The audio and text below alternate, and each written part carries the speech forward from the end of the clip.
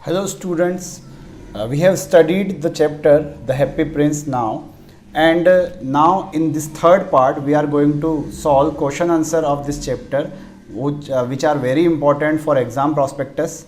Now what is our first question? The first question is of 25 words, and that is, what made the swallow stay behind even after his friends had gone away to Egypt? क्या कारण था कि जो swallow है वो पीछे रुक गया था जबकि उसके सारे दोस्त इजिप्ट जा चुके थे.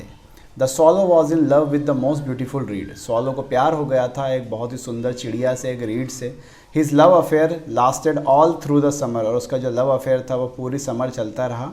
Therefore he stayed behind even after his friends had gone away to Egypt.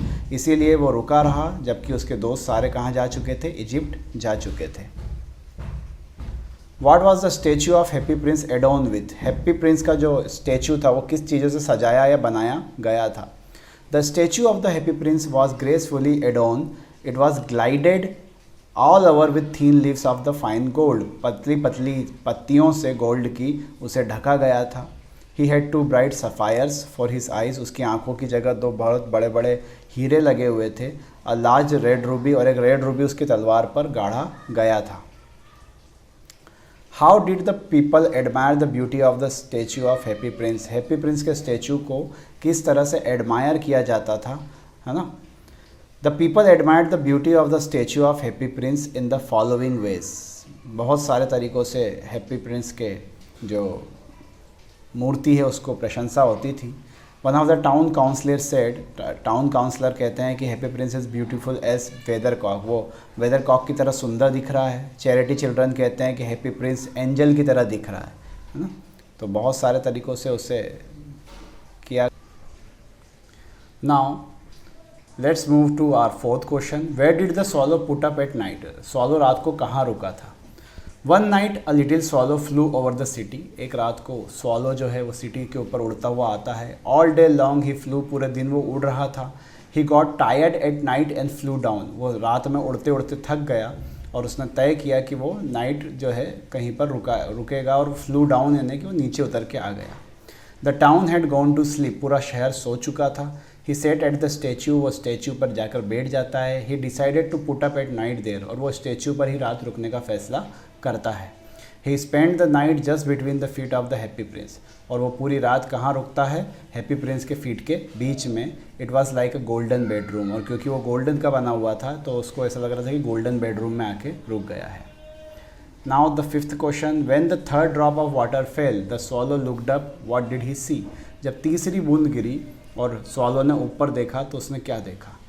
Two large drops of water fell on the swallow. He called it a curious thing because there was no cloud in the sky. जब तीसरी पानी की बूंद swallow के ऊपर गिरी तो उसने उससे काफ़ी क्यूरियस थिंग कहा, काफ़ी अजीब चीज़ कहा, क्योंकि बादल तो थे नहीं आसमान में. Soon the third drop of water fell.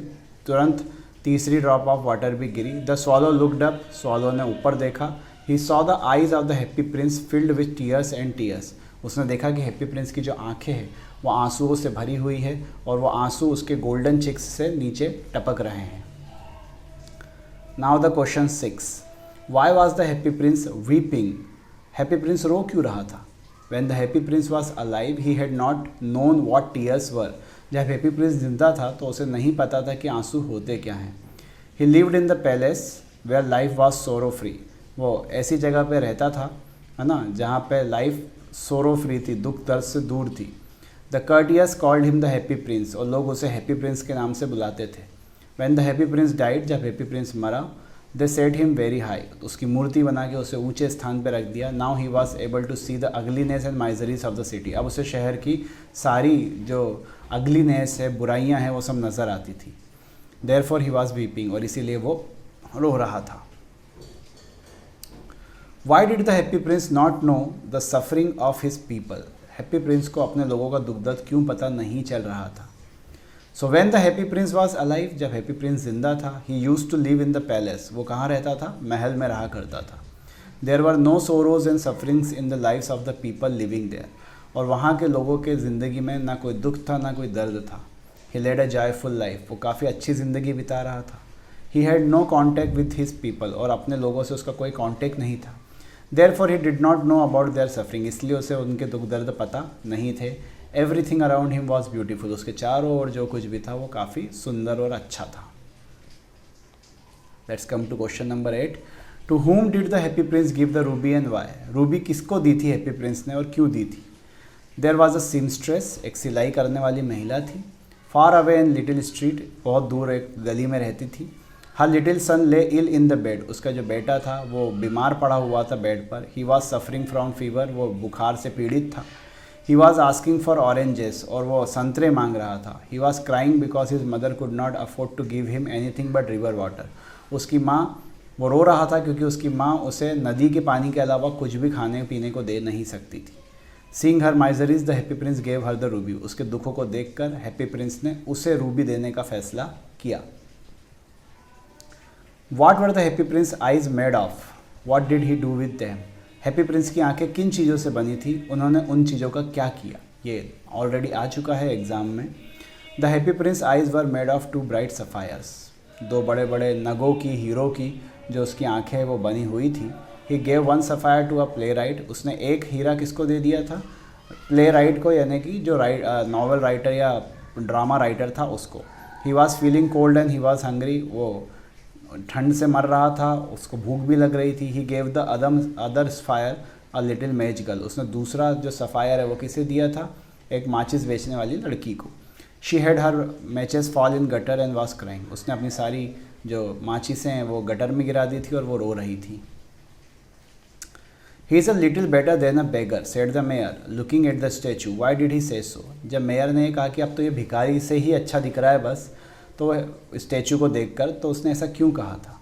The mayor looked at the statue, the leaden heart of the happy prince had broken into two, जब मेयर ने स्टैचू को देखा तो उसका जो दिल था हैप्पी प्रिंस का वो दो टुकड़ों में बट चुका था। Its golden leaves were stripped off, golden leaves को किसी ने खींच खींच के निकाल लिया था। हिज आई हैड गॉन, उसकी आंखें जा चुकी थी। हिज स्वॉर्ड वॉज लुकिंग अगली, उसकी तलवार भी बिना रूबी के बेकार लग रही थी। It was neither beautiful nor useful, ना तो वो सुंदर हैप्पी प्रिंस था ना वो यूज़फुल बचा था। It was so shabby that the mayor said he is little better than a beggar, वो इतना गंदा दिख रहा था कि मेयर को कहना पड़ा कि अब तो बस ये भिखारी से ही अच्छा दिख रहा है और तो कुछ भी नहीं।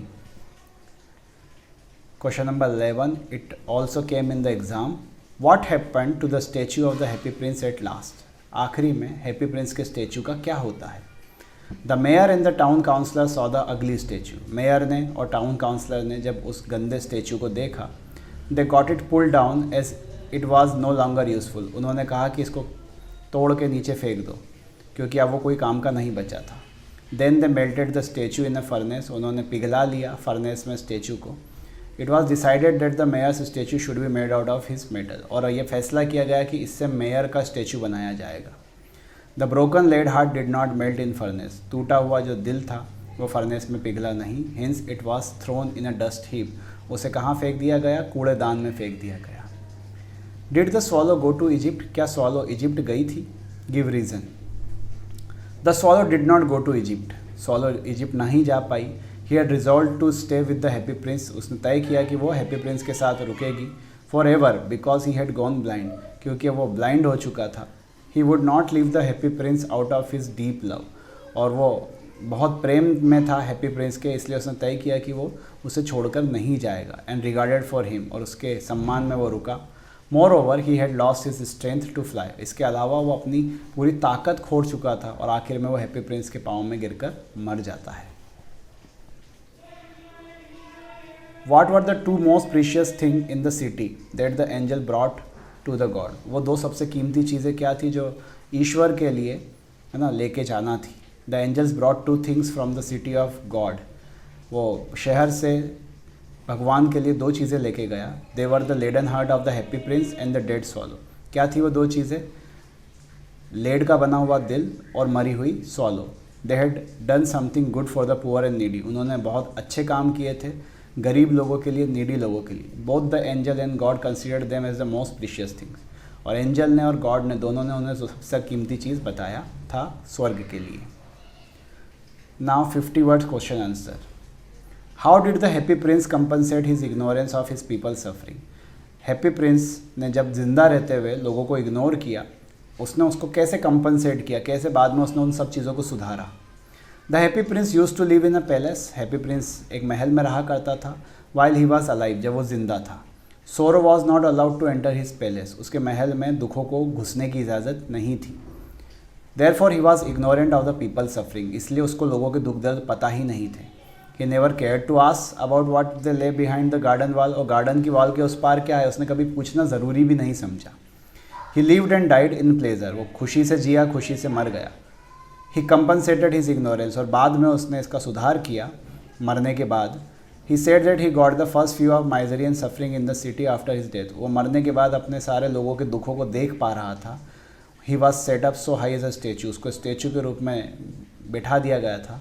Now who could see misery and ugliness of the city around, और उसे अपने आसपास की सारे दुख दर्द अब दिखाई देते थे। The story of the happy Prince is an indirect criticism of the insensitivity, selfishness and शालो thinking of man.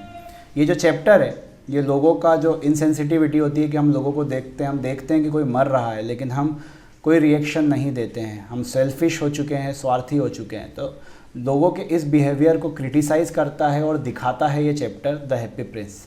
इस स्टेटमेंट को एक्सप्लेन करना है, 2012 में ऑलरेडी पूछ लिया गया है। The swallow saw the rich people living in the luxury, swallow ने देखा कि अमीर लोग अपने घरों में आराम से रह रहे थे।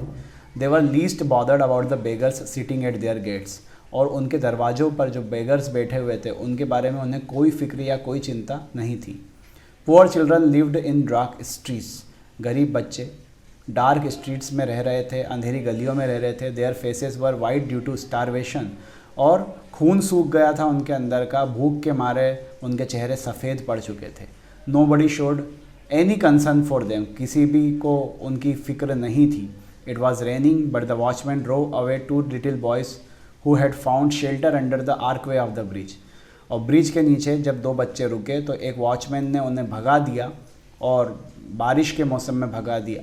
Nobody help the poor seamstress, किसी ने गरीब सिलाई करने वाली महिला की मदद नहीं करी, प्ले राइटर की मदद नहीं करी, माचिस बेचने वाली लड़की की मदद नहीं करी। It justifies the statement that the story of the happy prince is an indirect criticism of insensitivity, और ये बताता है कि ये जो चैप्टर है ये इनडायरेक्टली क्रिटिसाइज़ करता है, बुराई करता है या अटैक करता है लोगों के सेल्फिशनेस पे और छोटी सोच पर।